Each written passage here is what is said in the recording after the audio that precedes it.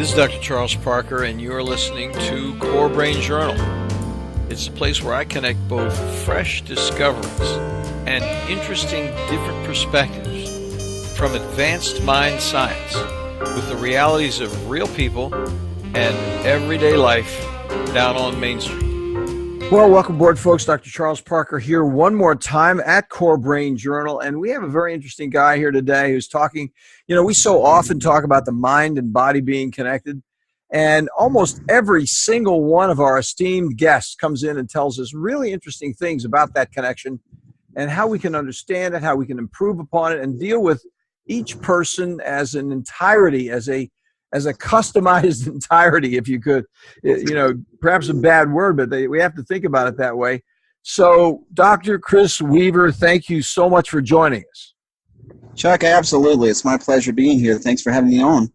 So, Dr. Weaver, we're going to introduce him formally in just a second, but kinesiology is what we're going to be talking about. If you have a remote interest in how physiology, muscle, bone, and body physiology effects with the mind, we're going to be talking about it in just a second. But before we get started, a couple of words from our sponsors. First of all, you listeners already know how much we love the reality of hard, real data here at Core Brain Journal. And today we welcome our clinical friend and new sponsor partner, Direct Health Access Laboratory. With over 3 million studies, they are deep leaders of experience with the big picture of measuring these potentially arcane topics that are absolutely cost-effective and useful. For example, methylation, cryptopyrrole, and copper challenges. Get a little excited there. They are a global service with a molecular focus. Stay tuned and do go over to dhalab.com/core to see what they're about if you're remotely interested in Walsh protocols. And then our second group, you listeners also know how much we appreciate detailed improvements of mind care in terms of techniques working with individuals. And today we're pleased to welcome an additional sponsor with a deep interest in fresh options to address a very significant problem that's going on nationally, the complexity of adolescent treatment failure, both nationally and internationally. For 80 years, the nonprofit Barry Robinson Center teams in Norfolk, Virginia, provide residential care on an evolved family, interpersonal, and indeed global level. They're TRICARE friendly. More about them later. Take a look at them over at Barry, B-A-R-Y, barryrobinson.org/core for more information. So now let me tell you guys about Dr. Chris Weaver. Dr. Weaver is a chiropractic physician.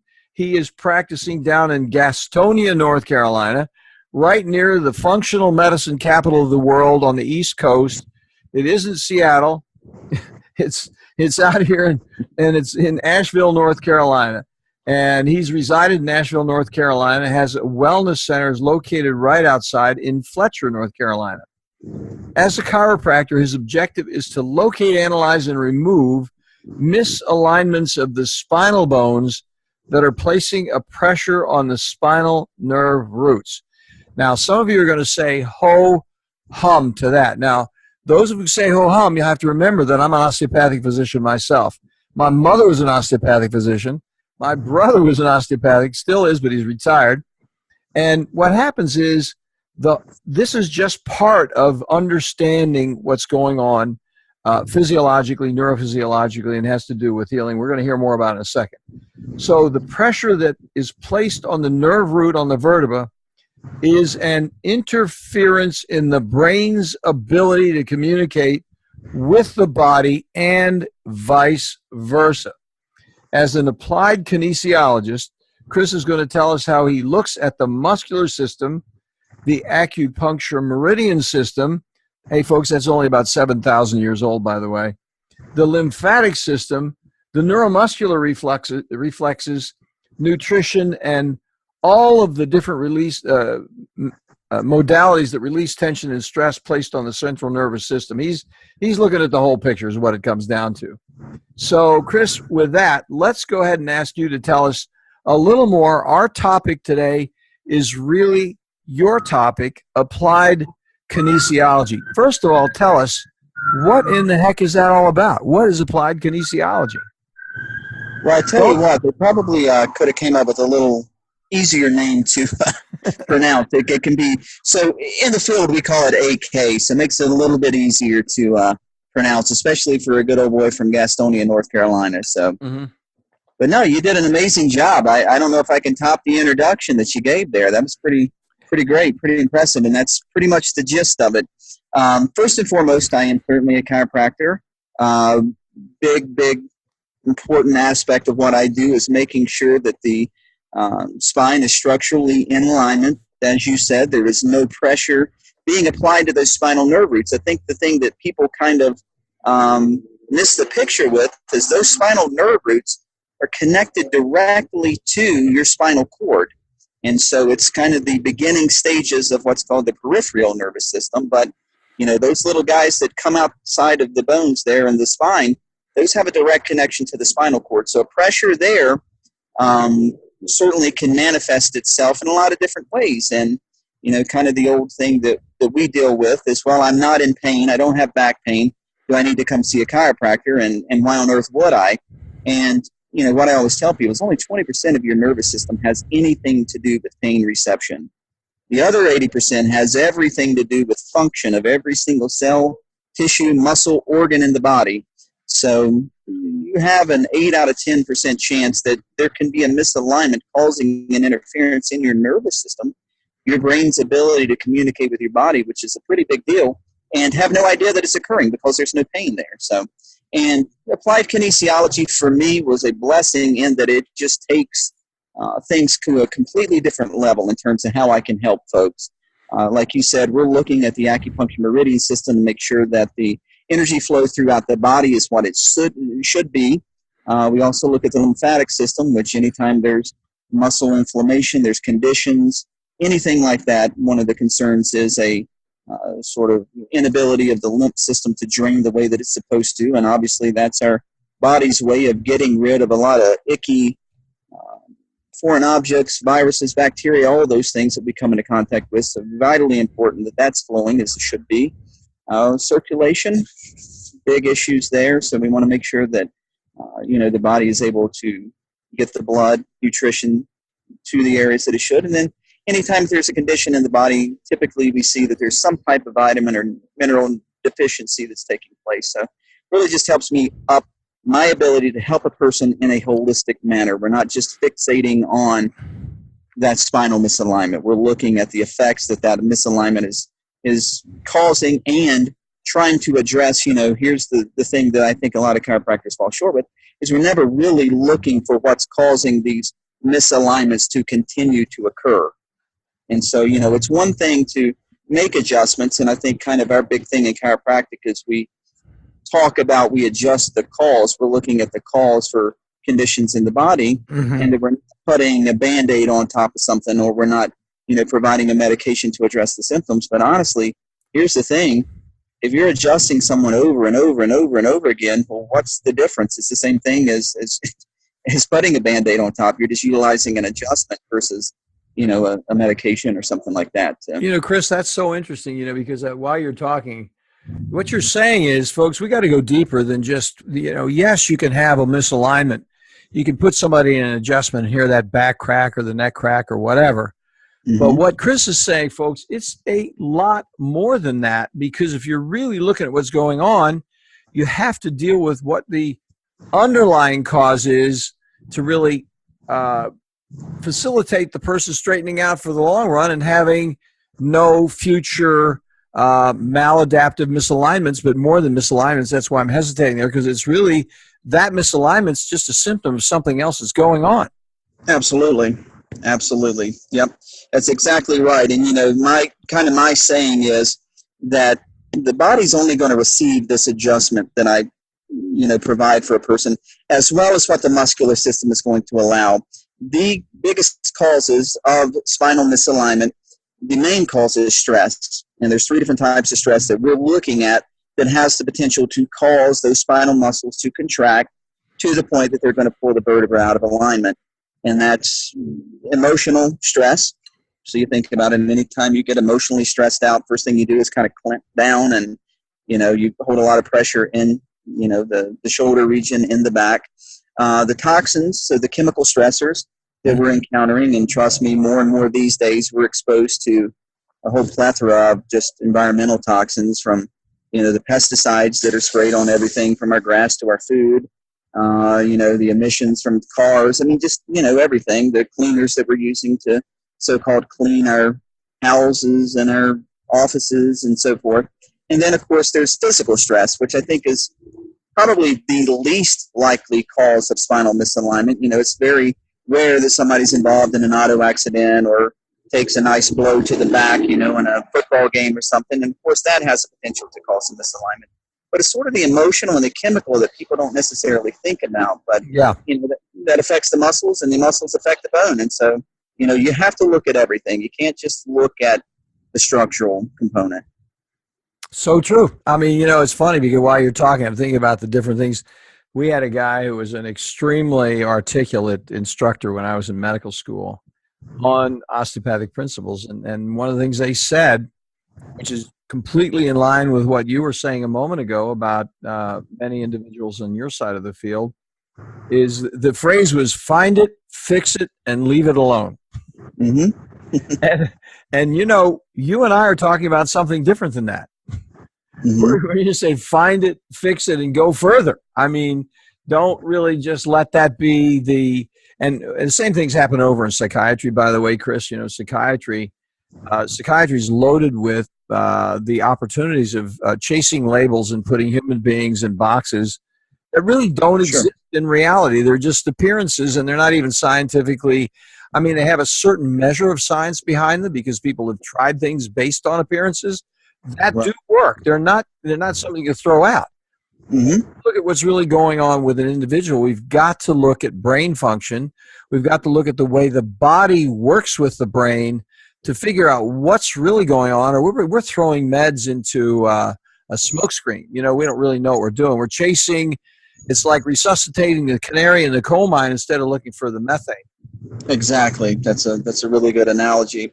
And I mean, I kind of come from maybe a little different background than most chiropractors. I worked for years as a mental health counselor, so I certainly saw, I think for me, that was kind of a thing that sort of pushed me into perhaps looking at helping people in a more holistic, natural way than, I mean, I worked hand in hand with a psychiatrist, and a lot of times he's scratching his head trying to figure out what in the world's going on with this person. And you're right. I mean, whether it's for billing purposes or whatever, you have to sort of come up with this diagnosis based upon the symptoms that you're seeing this person present with in that moment of time. And then, trying to, just look at it from a very one-sided standpoint and putting medications, into the person. So, very good analogy there. Well, the tail is indeed wagging the dog. That's right. We're dancing with managed care out here. We embrace the devil, and he steps on our feet repeatedly. He has halitosis and can't keep a beat to the music. Nah, I love it. That's right. But we're going to hang on to him because we have no other choice. That's right. Enough of that. So then let's talk more about the application of, for example, some samples where you've come in and seen, okay, here's an issue with kinesiology that really goes much deeper. I'm interested, to tell you the truth, in acupuncture. I'm interested in all of the things that you're doing. And you don't have to talk about acupuncture. I'm just bringing it up. You really talk about whatever you want to. But we've had a person on who was talking about just the way the range of motion is with individuals, and how it could actually reveal underlying issues that are present that you wouldn't know were there because it looks like it's so subtle and it's so indeed innocuous. Right. And that's probably something that still never ceases to amaze me. The way that kinesiology works is we're looking at the muscles, and we're looking at muscle function. So we do a lot of muscle testing. Now, the thing to keep in mind is the muscle testing we're looking at is not how strong that the muscle is. It's, when I first start working with a person, they almost feel like we're in this strength battle. They're trying to overpower me. And it's not at all that. We're not looking at the functional strength of the muscle. What we're looking at is the muscle's ability to contract in this very minute, almost a millisecond of time. So what I should be able to do is, if I'm testing the hamstring, which the person is lying, prone, we bring the leg bent, and I'm basically just pushing on the ankle, trying to take that leg straight. They're resisting that movement. Ideally, if there's no neurological interference inside of the body, I should be able to apply about 20% more pressure once we've kind of met. Their resistance, my resistance has met. I take about 20% more. And there's this brief little period there where if there's no neurological interference, they should be able to compensate with that without even having to think about it. It's just a natural reaction that occurs. And so that's what it is. So it's a window into a person's nervous system.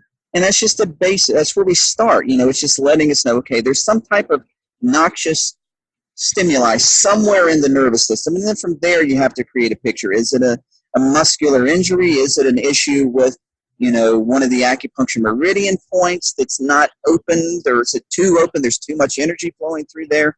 We need to turn it down.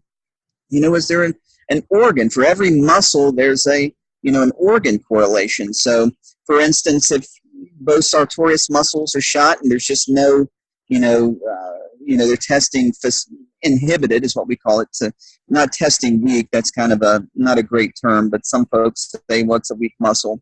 But the sartorius, the muscle organ correlation there is the adrenal glands. So that's, just again, it's not saying, okay, your sartorius muscles test weak. Here we go. It's a adrenal gland dysfunction. But it starts to paint a picture. So it's almost like being a detective. So then we look at the meridian points. We look at the reflex points, which are correlated with the circulation. We look at the lymph system. We look at nutrition. A lot of times with the adrenal glands, you can test things like licorice root, ashwagandha. You can look at, adrenal bovine extracts and so forth. So it's really neat. And it never ceases to amaze me, some of the findings that we can find. But again, it's all because this neurological component. I mean, your ability to flex your muscles, your ability to walk, to contract muscles, that's not the muscle itself. That's all a function of the nervous system and of the brain. So anytime there's any dysfunction with the muscle, we know that there's an underlying dysfunction somewhere in the nervous system. So that's what it's all about at the end of the day. We're trying to figure that point out. Very interesting. Let me ask you this question, because it's funny, even my training, my musculoskeletal training, for want of a better word, has always been tied up with locked points, things that were locked and where the communication process seemed to be broken or insufficient. Right. And so when you said that about acupuncture points, that in fact some acupuncture points are characterized by an excessive flow of energy. Absolutely. That was a little bit of a shock for me, and I wanted to have you amplify on that a little bit, because I really want to learn about it. And I'll tell you something about neurotransmitter modulators, the transporter proteins on the presynaptic nerves, which undergo changes in the same way. It could be too much or too little. But tell us about that acupuncture point business, and how, and what's the relevance of too fast and too slow? Sure. So it's all about balance. I mean, there's the yin and the yang, and that's what it's been based upon for the last 7,000 years. And so, I mean, anytime you have a facilitator, a muscle that does show up weak, let's say we actually do have a weak muscle functionally, there's a weak muscle.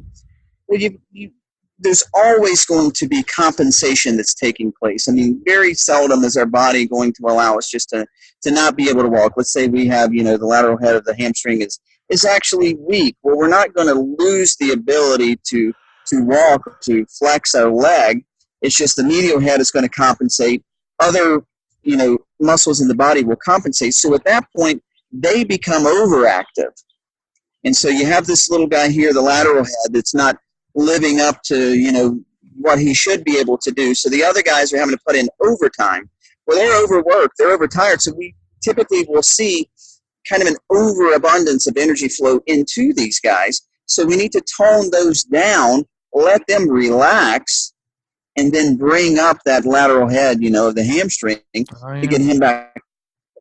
So that's kind of, and then you can look into the organ. I mean, you get into the whole, the 24-hour clock period where each, hour there's a different organ, that is working at that hour. 2 a.m. for some reason is the liver, and that's kind of, if a person's always waking up at 2 a.m. and they can't understand why, well, there's too much energy going to that liver meridian, so you got to tone those down. And they're toned down. You have sedation points, you have the lead points. Those are the two areas there that you kind of look at to see if there's too much, basically, energy flow, too much in going through the meridian. So you want to turn down that. You broke up. You're breaking up a little bit right sedation there. point for the liver, if that just, the person is waking up for the reason to explain it. Say that last part again, because it may have been that you moved a little bit or something, but you were fading in and out right at that moment when you were talking about the meridians, the liver, and then it was going too fast and too slow, and then you just broke up completely right there. Sure. Okay, sorry about that. So, yeah, what happens a lot of times if you have someone that is waking up, and I'm just using the liver, which for some reason is coming to my mind right now, but it's around the 2 to 3 a.m. period is when that liver is most active in terms of the chi or the energy. And so if a person is waking up, repeatedly, night after night, right around that same 2:15 period of time, then certainly one of the things that we look at is hitting the sedation point, kind of turning down the energy flow into that particular meridian so that it helps to create more balance, and the person's not, and a lot of times, believe it or not, we've actually seen folks that then once we treat that over a couple of sessions, then they no longer are waking up during that period of time. So that's just a couple of examples. It's a muscular example and also an organ example of times that the meridian points can be overactive. Oh, I see. Yeah, that's interesting. So then so what happens is there's a direct application to some of the things that are going to be relevant for a person's energy, for their lifestyle, for how they manage themselves on a daily basis. It's Absolutely. not just, back pain, for example. It's a whole lot of other things in terms of energy, probably clarity of thinking, because the wires aren't getting crossed so much. Absolutely. And, and it's just ironic. Yesterday was chiropractic's birthday. It was the 18th of September was when D.D. Palmer did, administered the first chiropractic adjustment. And so I always tell people, back when chiropractic was developed for many, many decades, back pain was never anything that chiropractors even thought about. It was never a treatment for back pain. Then as we got closer to the 60s and the 70s, over time we saw that, hey, we're having some pretty good results for helping people with back pain, because all of a sudden they're asking the chiropractors, hey, I feel better, but I'm also noticing that I don't have back pain. Is what you're doing, is that helping with it? And they're like, well, maybe, I don't know. So it kind of became our ticket into the whole Medicare program back in the 70s. We kind of had to have this, sort of definable benefit. We couldn't be out here in the kind of metaphysical realm of saying, well, we can help improve the function of the body overall. So we had to have something, and the medical community was pretty happy to give us back pain. That's kind of a frustrating thing to deal with. So we just kind of quickly became acquainted with back pain when, initially and still to this day, it's not really anything that chiropractic was even, developed around. It was just basically to take away the interference that's resulting from a misaligned vertebra that's placing a pressure there on that spinal nerve root that's causing this obstruction in the brain's ability to communicate with the body and the body's ability to communicate information back to the brain so that you can achieve and maintain homeostasis or balance. And so, it's just over the years, we've kind of become, the back pain guy. I can go ask 100 people and 99 of them are going to tell me the only thing chiropractic is good for is back pain. So it's pretty funny. Well, and I think the thing is, even today, it's interesting because we see people all the time now, people that recognize they have very specific alignment issues and want to do something about it, and have very positive results that are more than just the alignment. A person can see their entire lives straighten out, Absolutely, that's a good point. It's an alignment, in all aspects of life, and it's a balance. And I think that's a better term. I wish more chiropractors would use. It's about balance. It's balancing out, the muscles. It's balancing out the alignment of the spine, and of course, with applied kinesiology, we look to balance out several more systems than just the musculoskeletal aspects. Well, one of the things I'd like to hear your remarks on, because we see it all the time, and this is I don't do manipulation. I mean, I manipulate people to try to get them to do what I want them to do. But there you go. I'm open. I'm saying, look, I'm going to try to manipulate you. I'll tell a kid that. I'll tell the mother. I'm going to do what I can because I think I'm right. Right. So, and that may or may not work out, but I'm straightforward about it. But back to the manipulation thing, and one of the things that carried over from my early days of training back in Philadelphia was the whole thoracic outlet syndrome situation. Mm-hmm. It's so often overlooked, and yet a person can have a problem in the thoracic outlet. And I'm going to let you tell them a little bit about it, but their hands don't work right. I've got a right hand that doesn't work, or I got a left hand that doesn't work, and I'm like, it was working for a long time and now it just doesn't work anymore. Right. And they don't have any idea about what it is, and they think, well, it's not my back, and in fact, in a lot of respects, it isn't your back, but it does have something to do with that thoracic outlet, and getting that corrected is it's a little more difficult. It's not easy, but once you see it, it's easy, because all you have to do is go ahead and do something about it. You want to address that a little bit? Sure, yeah. So ironically, the last patient that I had today was my thoracic outlet syndrome sufferer. So it's funny that you bring that one up. And here's the thing, she's a hairdresser. So that's one of the professions that we see a lot of kind of that numbness, tingling that runs down into the hands, usually the last couple of fingers. The ulnar nerve is typically where we see it. Of course, it can manifest itself in the median nerve, which then the first thing we begin to think about is carpal tunnel syndrome. But for folks that work kind of with their hands sort of outstretched all day, like hairdressers, painters, drywall guys that are working on ceilings, roofs, things like that, mm-hmm. you suddenly start to see this nasty thing called thoracic outlet syndrome. And you're right. They just begin to feel like they are losing the function of their hands and of their arms. And certainly, anything overhead can exacerbate that symptomology, but it certainly can transfer on all areas of their life. There could be times where they're going to take a shower and it feels like they're losing the ability to use their hands and arms. Yeah. So what happens is it's certainly a nerve impingement that's taking place. And as most every nerve in the body, there's a origin is in the spine, with the spinal nerve roots. There's a couple of other things that can play in there. There's an anomaly called a cervical rib where basically C7, we associate the ribs with the thoracic vertebra, 1 through 12. We have 12 ribs ideally, but some folks actually have a bony outgrowth of the little rudimentary transverse process on C7 that sticks out, and some of them can be, a couple of inches long to the point that it actually grabs hold and places in the pressure right on that peripheral nerve that's running, down into the arm and all the way out. And then, of course, there's muscular issues. If there's a lot of inflammation, especially in the deltoid, sometimes in the pec minor is one of the muscles that a lot of times can be inflamed, overused, overworked to the point that it's placing a pressure on those nerves as they're passing down. Yeah. That's another thing that we look for.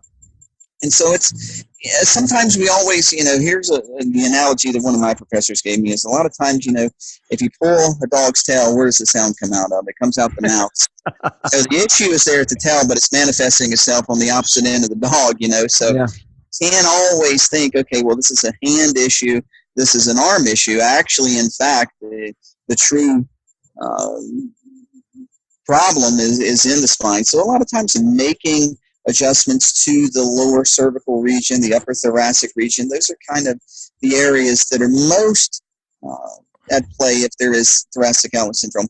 But outside of that, there's a lot of soft tissue work that I utilize, really treating the deltoid, treating the minor, things like that, trying to pull that inflammation off, make sure that the lymphatic system is draining really well at those points in the upper extremity.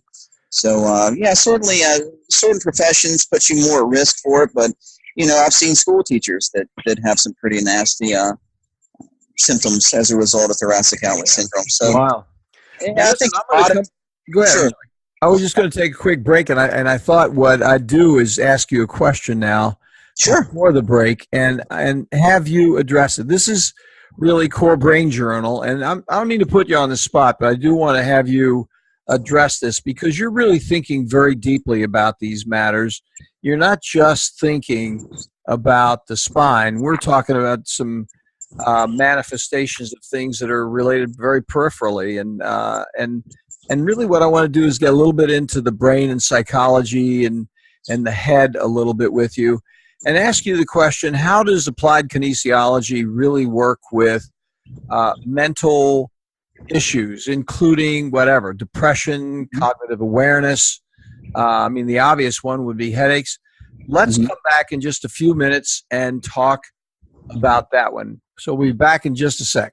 Well, folks, you know as well as I do that psychiatric treatment failure, especially after multiple medication trials and those very, very brief hospitalizations, may prove insufficient to deal at home with the complexity of troubled children and those adolescents from 6 to 17 years old. Improved care, those next mandatory steps, should include a more comprehensive approach to address those multiple levels of challenges, from family to peers to school, diagnostically from defiance to depression, on every level for families, including military families internationally. The Barry Robinson Center's 32-acre open college-like campus in Norfolk, Virginia, provides safety and security and clean, comfortable living. How do we know? We refer folks over there all the time, strongly endorse what they're doing.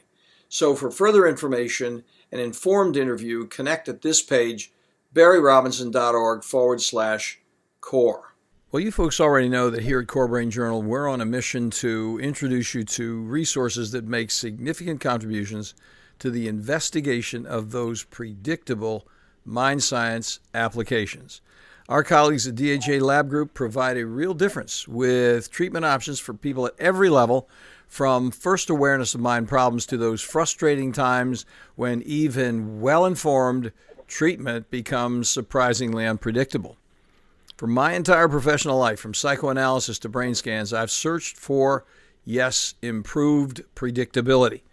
The good news for all of us, from professionals to patients, remarkably effective research offers useful, cost-effective, organic options far beyond guesswork with psychiatric medications alone. DHA lab tests measure unbalanced biomedical details through easily available testing, now available globally for a variety of molecular answers from, for example, methylation, copper, and cryptopyrrole challenges.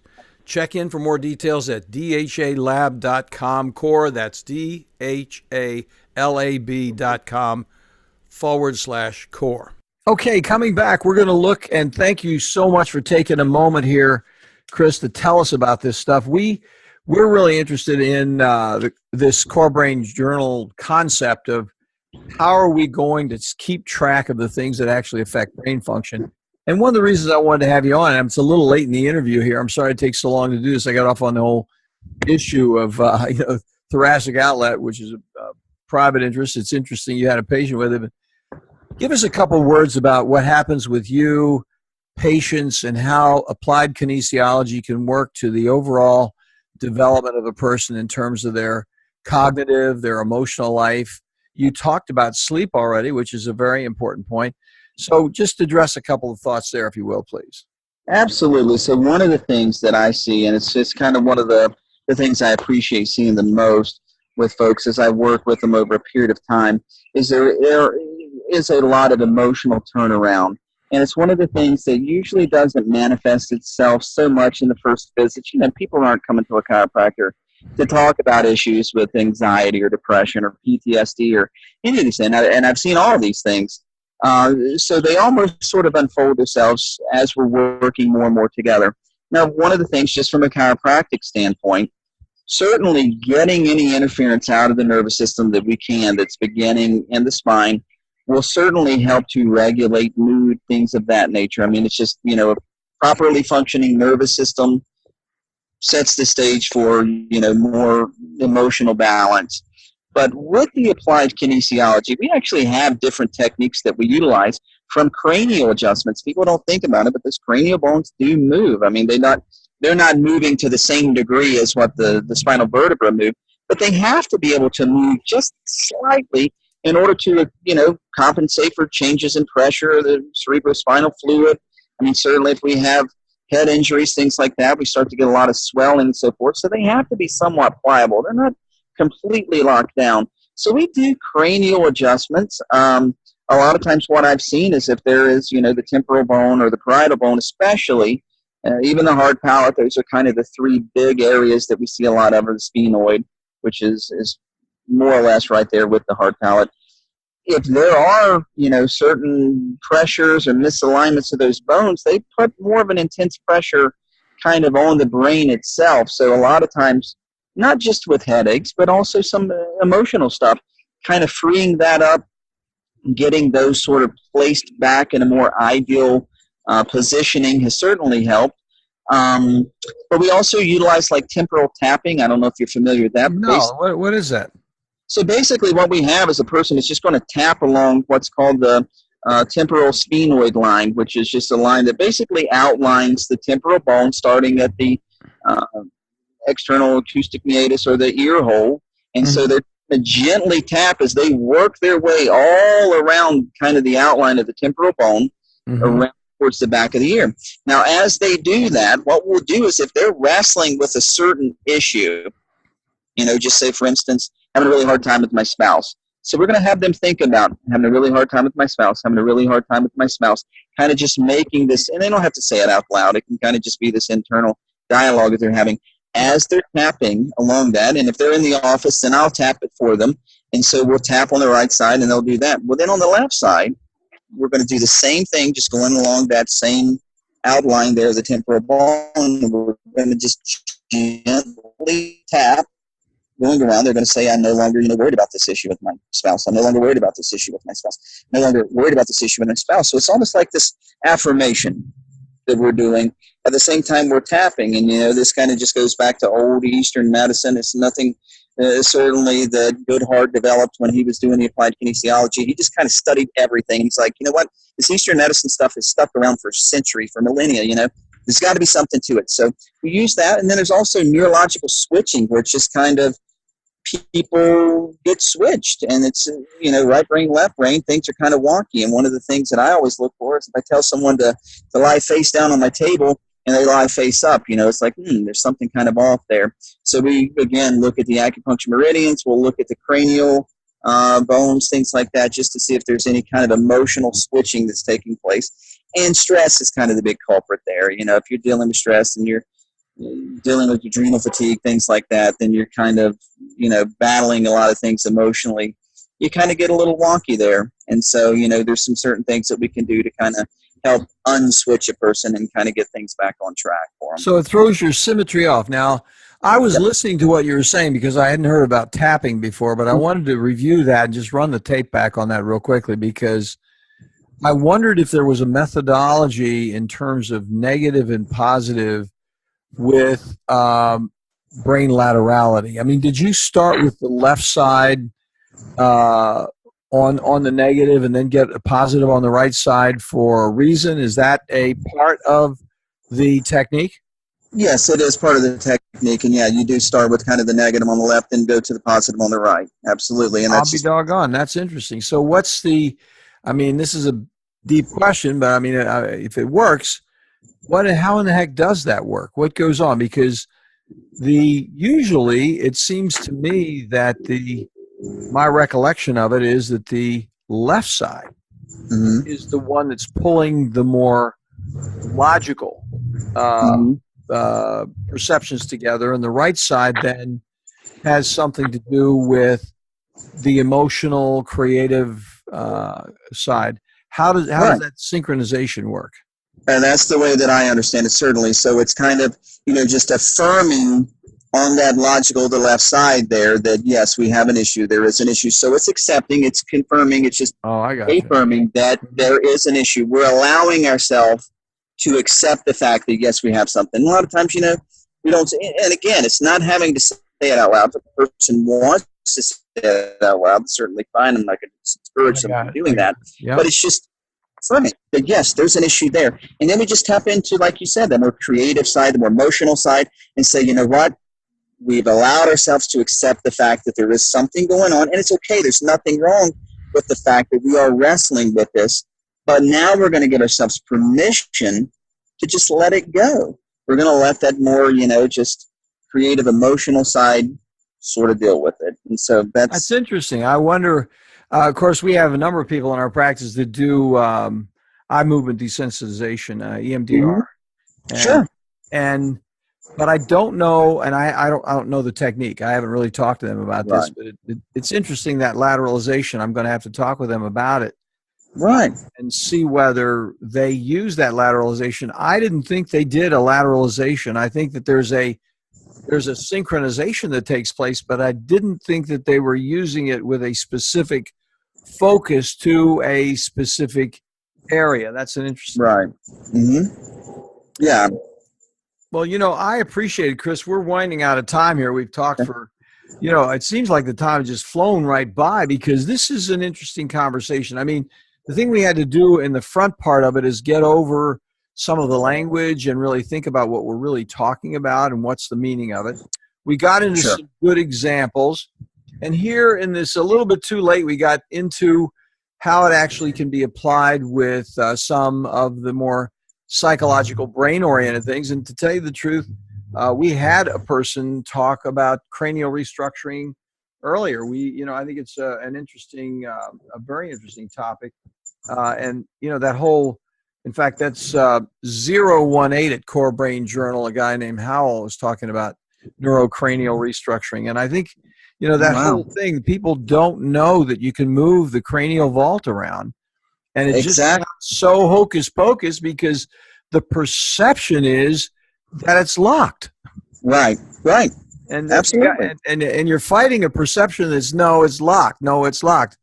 Instead of like, okay, if it moves, how are we going to move it, and what's the purpose, what's the objective, and what do we hope to accomplish? So anyway, exactly. I'm bringing all that up, and really appreciate you taking the time.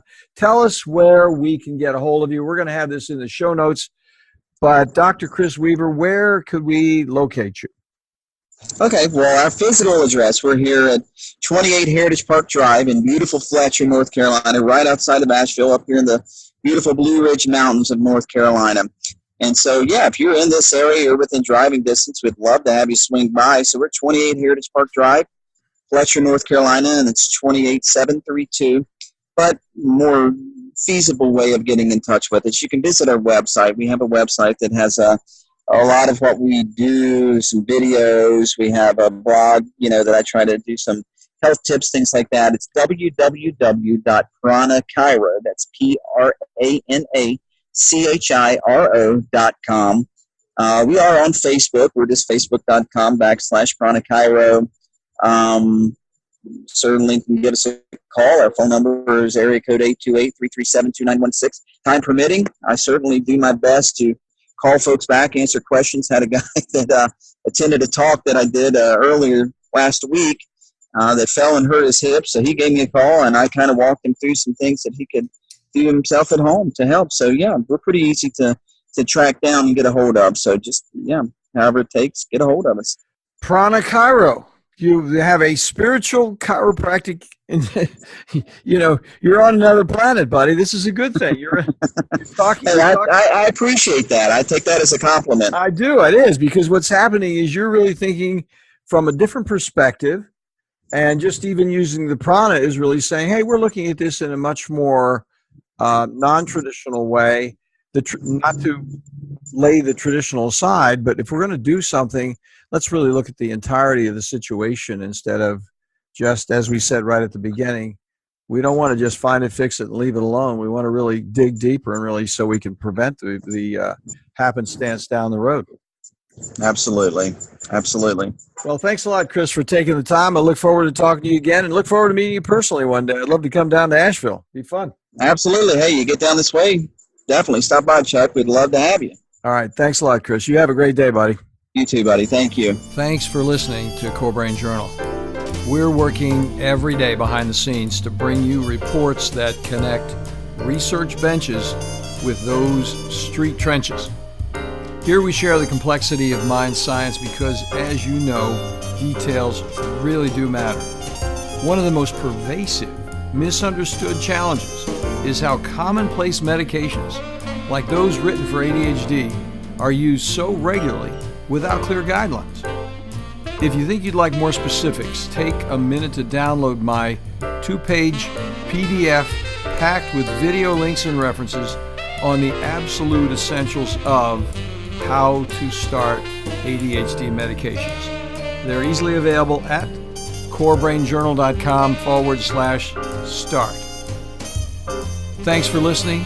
Do connect and stay tuned. Together we can make a difference.